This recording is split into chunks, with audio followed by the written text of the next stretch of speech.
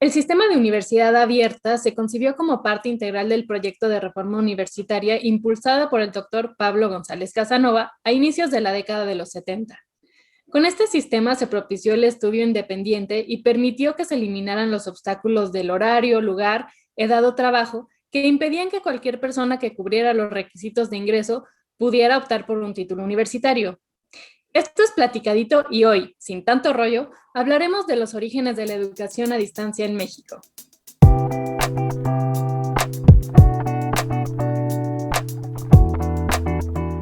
Hola a todos, ¿cómo estás, Jorge? ¿Emocionado por el tema de hoy? Así es, Anaís. Hoy les contaremos sin tanto rollo la historia del SUAYED y por qué es importante para la UNAM. Para esto nos acompaña el maestro Héctor Barrón Soto. Él es académico investigador en la Coordinación de Universidad Abierta, Innovación Educativa y Educación a Distancia. Bienvenido, Héctor. Qué gusto tenerte en Platicadito. No, muchísimas gracias por la invitación. Con mucho gusto. Héctor, ahora con la pandemia, la educación a distancia ha pasado a estar en la boca de todos, pero realmente sus orígenes vienen de mucho más atrás, es verdad, ¿no? ¿Puedes contarnos un poquito de cuáles son los orígenes de la educación a distancia? Sí, en realidad los orígenes de la educación a distancia pueden remontarse tan lejos como queramos. Y bueno, México nunca ha estado aislado de otros países del contexto internacional. Históricamente, de pronto podemos hasta referirnos a las cartas de San Pablo a los Corintios, en donde, pues bueno, a través del uso de, en aquel momento, estos documentos que se trasladaban de un lugar al otro, se cumplía con esta misión de transmitir no solo información, sino una enseñanza. Todo esto se vio exponenciado, evidentemente, con la creación de la imprenta, pero formalmente como educación, pues bueno, está vinculado con la creación de las universidades. Es verdad que la pandemia ha puesto, como dices, en boca de todos la educación a distancia, pero hay que tener en cuenta que no es un fenómeno nuevo, es históricamente un sistema probado con muchas variantes, y si recuperamos que el soporte es un medio de transmisión, pensando en estas cartas de San Pablo, podemos hacer un salto histórico y darnos cuenta que la educación a distancia también ha sido pues exponenciada gracias a los medios de comunicación que han permitido crear escenarios inimaginables apenas hace 50 años. Entonces, esto permite hablar de un tipo de educación a distancia que en sus fundamentos es igual a la que históricamente hemos vivido, pero que en su despliegue y en su potencialidad en nuestros días es algo que todavía no llegamos siquiera a concebir cuáles pueden ser los límites de esta propuesta de la educación a distancia. Claro, digamos que lo que se ha ido modificando es la tecnología, ¿no? Que se usa para lograr esta educación a distancia, pero el objetivo sigue siendo el mismo, ¿no? Entonces, exactamente. Este es el punto. Y es que sigue siendo el sentido de la educación a distancia el poder establecer un proceso de enseñanza y de aprendizaje entre una o varias personas, una comunidad de personas, sin esta presencialidad física, justo tal como lo estamos haciendo en este momento. Ese es el fundamento de la educación a distancia, que vale la pena decir que no es igual que la educación abierta.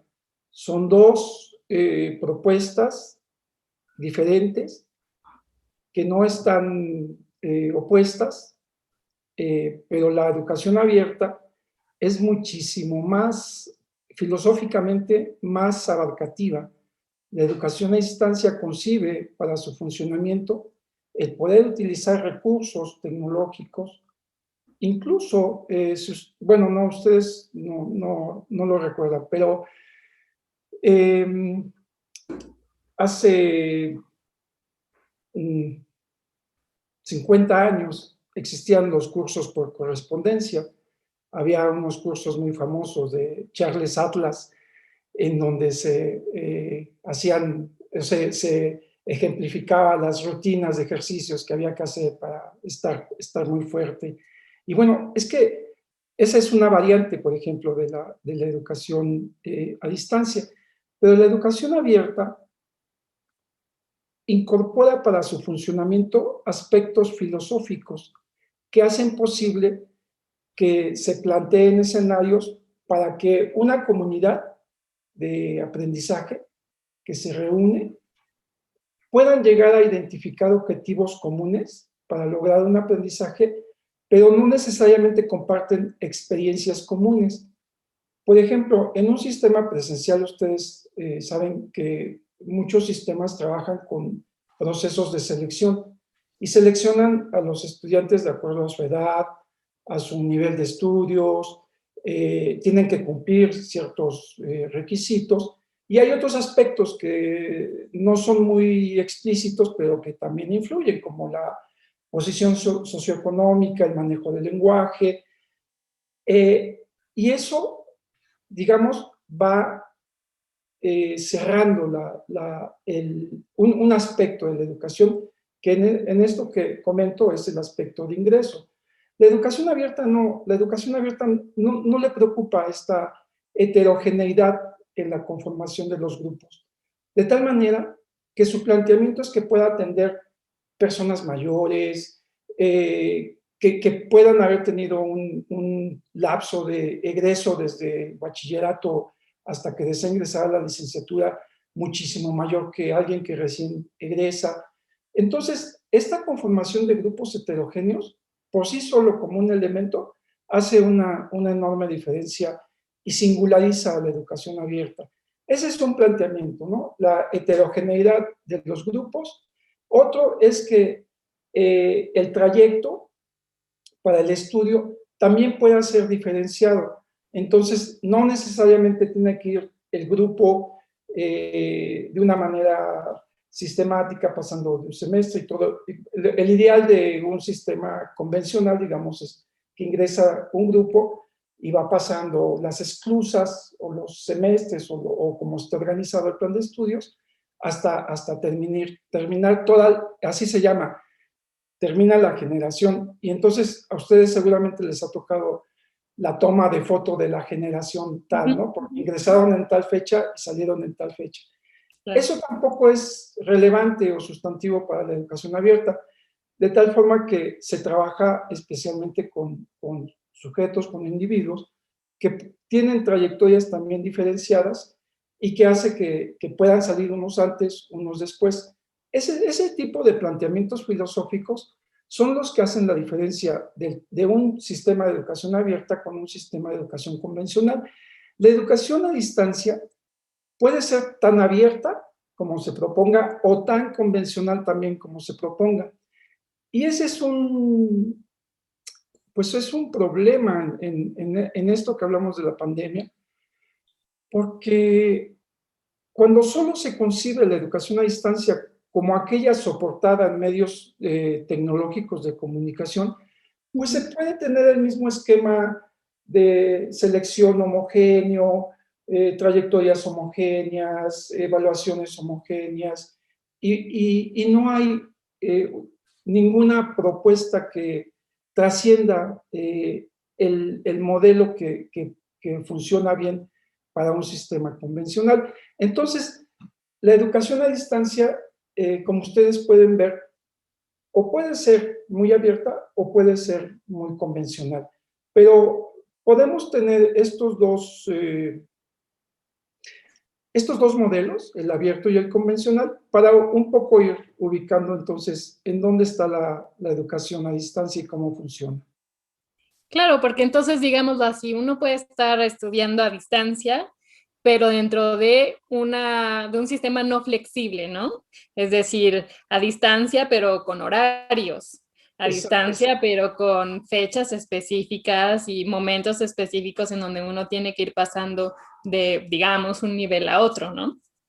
Y en cambio, en un sistema abierto, hay mucha más flexibilidad en el sentido que se entiende que alguien puede cursar una materia en un momento y luego en otro semestre otra, ¿no? Y va armando, digamos, su propio horario de acuerdo con sus necesidades. ¿Es así? Exactamente, ese es el fundamento de educación abierta. Y bueno, el primer modelo de universitario de educación abierta en Iberoamérica fue justamente este que se implementó en México a través de la Universidad Nacional. Hubo un caso antecedente que es de la Open University, que se fundó un poco antes, por 1970, pero el primero en Iberoamérica fue el sistema Universidad Abierta. En la universidad había ya ejemplos de educación abierta, especialmente a través de la Escuela para Extranjeros, y en México también había otras experiencias. Por ejemplo, para no irnos muy lejos, en la época de José Vasconcelos, después de la Revolución, había un proyecto para llevar educación a las regiones más alejadas del país y había pues ejemplos de este tipo, había bibliotecas ambulantes y eran enormes cajas de libros que eran transportadas por mulas y eran así, podían tener acceso a comunidades muy, muy alejadas. Y era llevar los libros de la colección que entonces el maestro Vasconcelos había concebido para poder llevar estos libros a los sectores rurales. Y siempre ha habido este anhelo de concebir a la universidad ya no mirando hacia adentro de sus muros, sino mirando hacia afuera y viendo cómo poder llevar esa educación, como era la propuesta original del sistema abierto, a los ejidos, a las fábricas, a los hospitales. Entonces, incluso en otros sistemas, en otros países se les llamaba universidad extramuros. Hubo diferentes modelos que se crearon en aquella época en diferentes países y todos respondían a esta iniciativa de poder extender la educación a un mayor número de personas, sobre todo aquellos sectores de la población, pues que era muy difícil que tuvieran acceso a venir a la universidad, a hacer el traslado.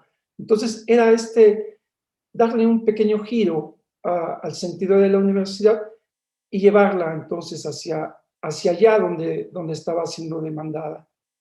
Claro, porque incluso entonces esto se puede pensar en niveles previos, ¿no? Al universitario, primaria, secundaria, porque claro, como dices, Bien. la educación se ha pensado muchas veces en las urbes, en las grandes ciudades, y la educación a distancia, como a lo que entiendo que nos planteas, es justamente llevarlo hacia zonas rurales, ¿no? Es como uno de los objetivos, llevarlo hacia afuera de las grandes urbes.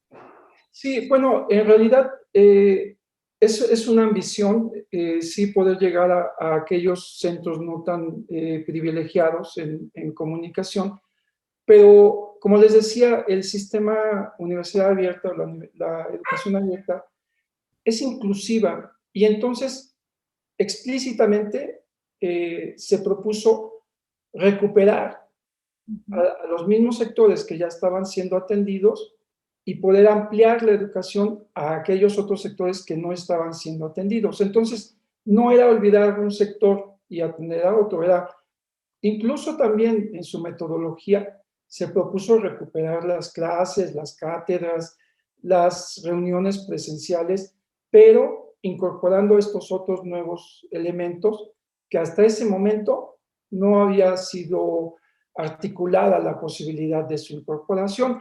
Por eso es que el sistema de universidad abierta en la UNAM no fue un proyecto aislado, es un proyecto que responde a toda una formulación de reforma universitaria en la que estaba todo el país, todas las universidades por lo menos, o las que estaban agrupadas en la Asociación Nacional de Universidades e Instituciones de Educación Superior, que se estaban y se propusieron hacer esta reforma universitaria, y la que afinó, digamos, su propio proyecto fue la Universidad Nacional a través del rectorado del doctor Pablo González Casanova, en donde se propuso que hubiese una transformación de fondo, una transformación filosófica de la universidad, en donde, en compañía de otro gran proyecto que surgió un año antes, en 1971, que fue el Colegio de Ciencias y Humanidades,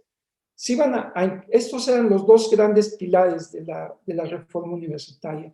El Colegio de Ciencias y Humanidades se iba a encargar de crear nuevos modelos de combinación de conocimientos interdisciplinarios, multidisciplinarios, en todos los niveles, desde el nivel de bachillerato, licenciatura y posgrado. Y el otro gran pilar, el sistema universidad abierta, que se iba a encargar de crear nuevas formas de transmisión, evaluación y registro de conocimientos. Entonces, con estos dos pilares en combinación, era como estaba propuesta la reforma universitaria. Y bueno, pues la historia es impredecible hacia adelante. Pues mira, justo llegamos a la mitad del programa y me parece perfecto porque ya nos estamos adentrando un poquito en lo que es el sistema de universidad abierta, pero nosotros queremos hacer una pequeña pausa y dejarlos con una playlist que, justamente como sabemos que el sistema de universidad abierta se forjó en los 70s, queremos dejarlos con un poco de lo que se estaba escuchando en esos años en la radio en México. Entonces los dejamos con esta probadita.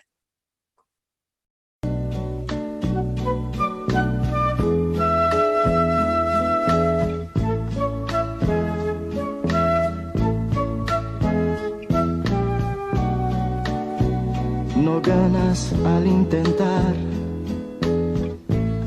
el olvidarme. Durante mucho tiempo en tu vida yo voy a vivir.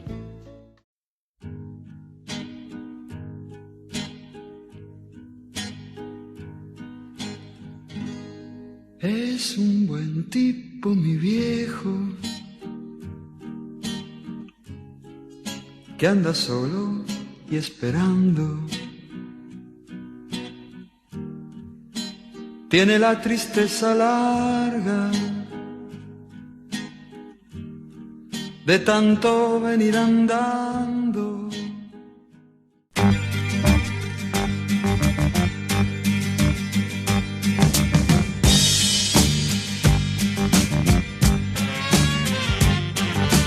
Hoy en mi ventana brilla el sol y el corazón se pone triste contemplando la ciudad. ¿Por qué te vas? Regresamos a Platicadito. Recuerden que estamos charlando con Héctor Barrón Soto sobre los orígenes de la educación a distancia en México.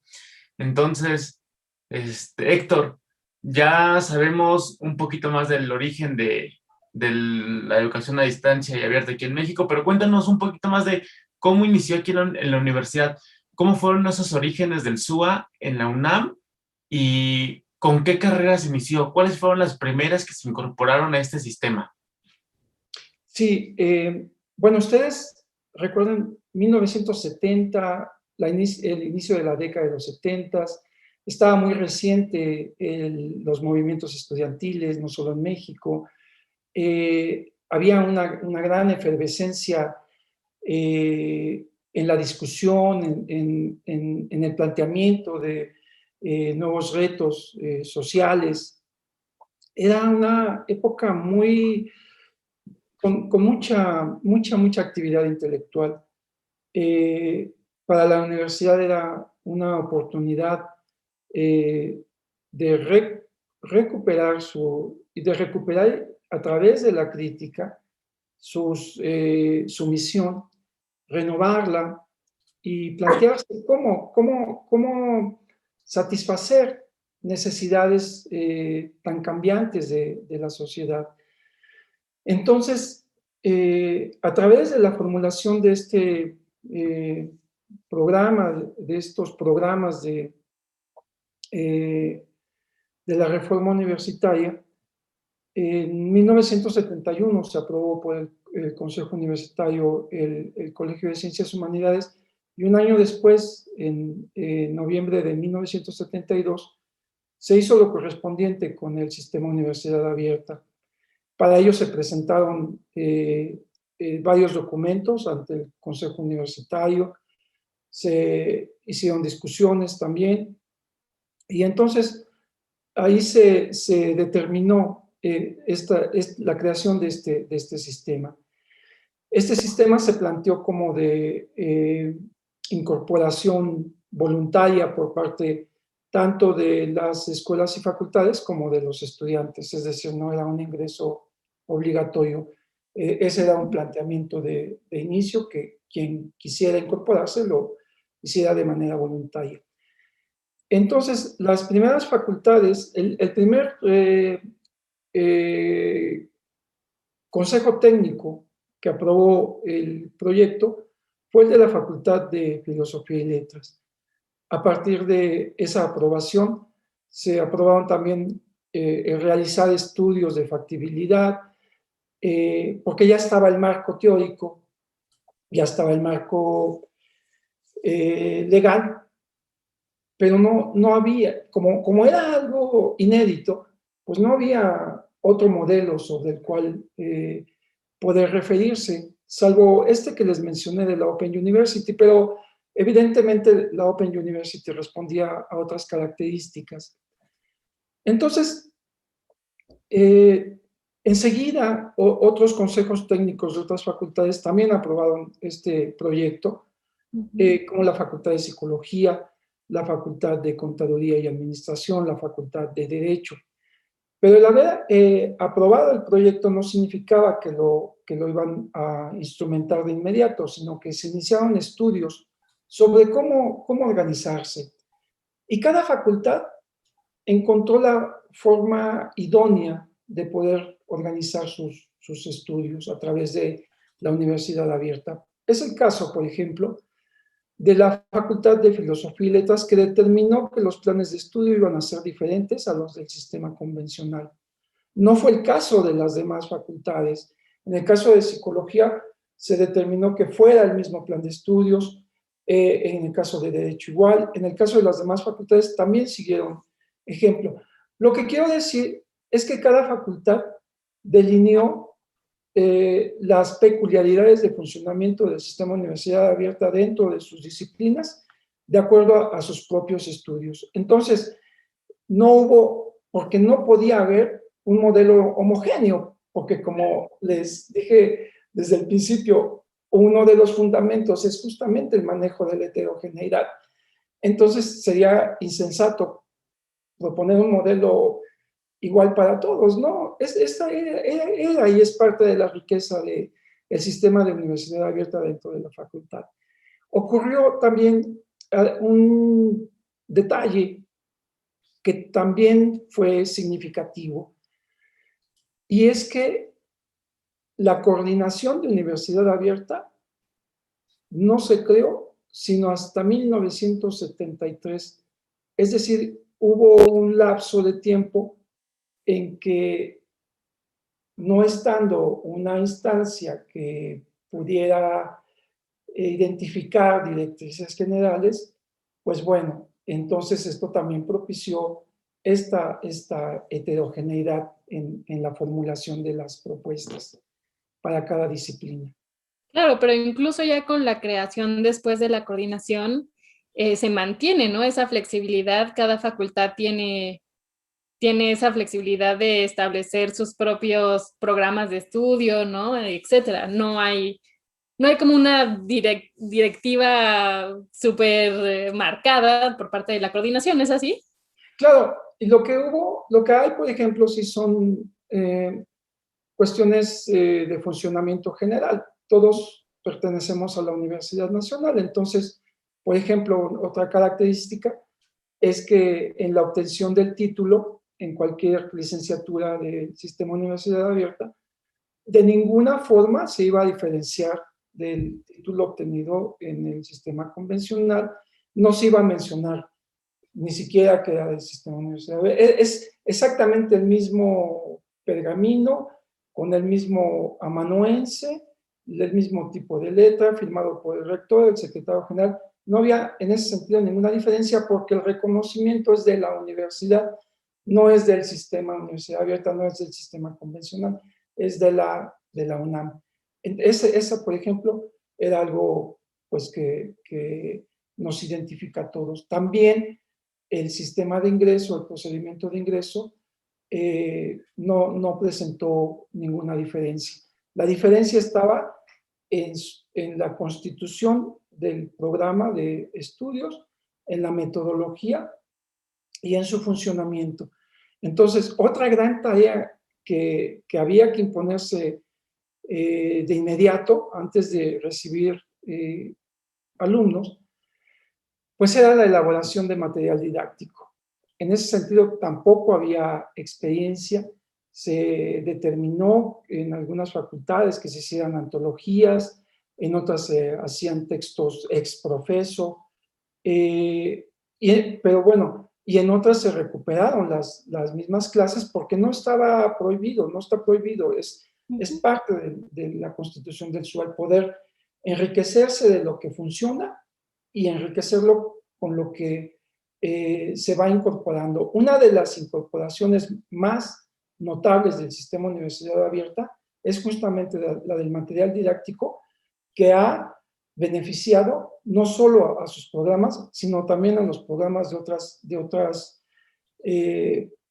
de la misma facultad, pero también de otras facultades, porque llegan a ser documentos notables que sirven no solamente a los alumnos del sistema abierto.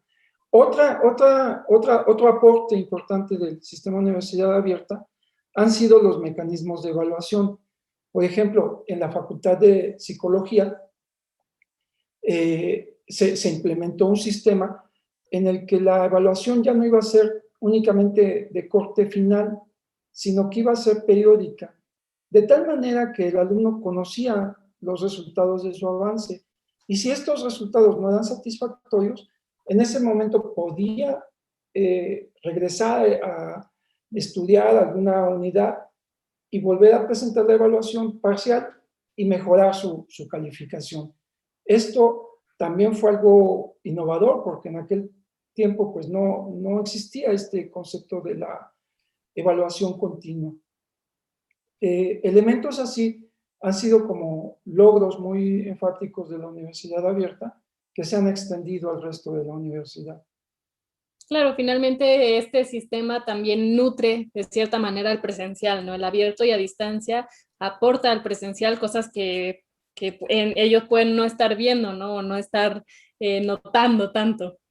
Exacto, sí. Y bueno, también con el pasar de los años, pues se ha visto también como un apoyo fuerte, especialmente a los alumnos de los últimos semestres de las carreras donde existe Universidad Abierta, pues porque es natural que uno comience a trabajar y ya no exista tanta disponibilidad de tiempo para poder asistir a clases. Entonces, así como se presenta en el sistema Universidad Abierta, representa un apoyo para no perder los estudios de los últimos semestres, por ejemplo.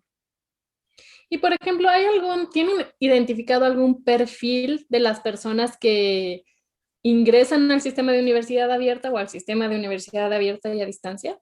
Sí, ya en este momento no sé en qué periodo estamos hablando, pero en los orígenes, como había era algo nuevo, el sistema de universidad abierta, la demanda no era mucha, entonces había que ir estableciendo las bases para que hubiese un reconocimiento social de que los estudios de la universidad abierta eran no solo del mismo nivel, sino incluso de niveles más altos que el sistema convencional. Fue una situación con la que se tuvo que trabajar muchísimo durante muchos años, porque de alguna manera se permeó esta imagen social de que educación abierta era de inferior calidad. Y entonces había que trabajar muy fuerte en eso, y había ejemplos tan notables que había que también difundirlos, como de la Facultad de Contaduría y Administración, en donde egresados de las carreras de Contaduría y Administración regresaban a la facultad a pedir un comprobante de que habían estudiado en la universidad abierta, porque tenían un perfil de egreso diferente, a querer o no, que los hacía tener una mayor aceptación en algunos lugares de trabajo. Este tipo de ejemplos son significativos porque dan cuenta de que sí hay diferencias en el perfil de egreso. En el perfil de ingreso, no tanto, porque en ese momento, pues, ingresaban los que estaban en posibilidad de no poder continuar sus estudios, a menos que fuera en esta opción. Paulatinamente sí se fue haciendo una diferencia de perfil, pero en los primeros años ocurrió que no había manera de identificar a los alumnos del sistema Universidad Abierta, porque el número de cuenta que se daba no presentaba ningún rasgo distintivo con el de cualquier otro alumno de la universidad. Entonces, pues estadísticamente no había manera de decir estos son del sistema Universidad Abierta, estos son del sistema escolarizado, a menos que hubiese una pesquisa al interior de... Bueno, claro, obviamente en cada facultad sabían quiénes eran, pero estadísticamente no permitía hacer este tipo de análisis. Muchos años después, habrá que hablar entonces ya de la transformación del sistema Universidad Abierta al sistema Universidad Abierta y educación a distancia. Es otra etapa en la historia de la universidad, y antes de eso ya hubo gestiones para poder hacer ese cambio ligero en el número de cuenta de los estudiantes y poder hacer este tipo de análisis que permitieran, por ejemplo, de conocer nosotros mismos y reconocer el perfil del alumno del sistema Universidad Abierta. Muy bien, Héctor, pues siento que falta muchísimo, que te podríamos sacar muchísima más información para platicadito, pero lamentablemente pues se nos acabó el tiempo, pero con todo gusto te invito para que en otra sesión podamos seguir hablando de los orígenes de la educación a distancia en México y en el mundo. Y bueno, y si quieren hacernos llegar algún comentario o sugerencia, pues recuerden que pueden escribirnos a nuestras redes sociales, que ¿cuáles son, Jorge? Pueden seguirnos en Facebook, Twitter e Instagram como Cuayet UNAM. Ahí esperamos sus mensajes, preguntas que tengan para el maestro Héctor también, adelante, que con gusto nos puede responder en un segundo episodio del Sistema Universidad Abierta de la UNAM. Y si quieren saber más sobre el SUAYED, también pueden ingresar a cuayet.unam.mx y en la pestaña Acerca de encontrarán toda la información acerca de este sistema, así como una línea del tiempo que los podrá ir guiando durante todo este periodo. Perfecto. Pues esto es Platicadito y nos escuchamos en el próximo episodio para contarles más sin tanto rollo. No se lo pierdan, va a ser sobre el bachillerato a distancia. Muchas gracias, Héctor. Muchas gracias, Héctor. Hasta luego. Gracias.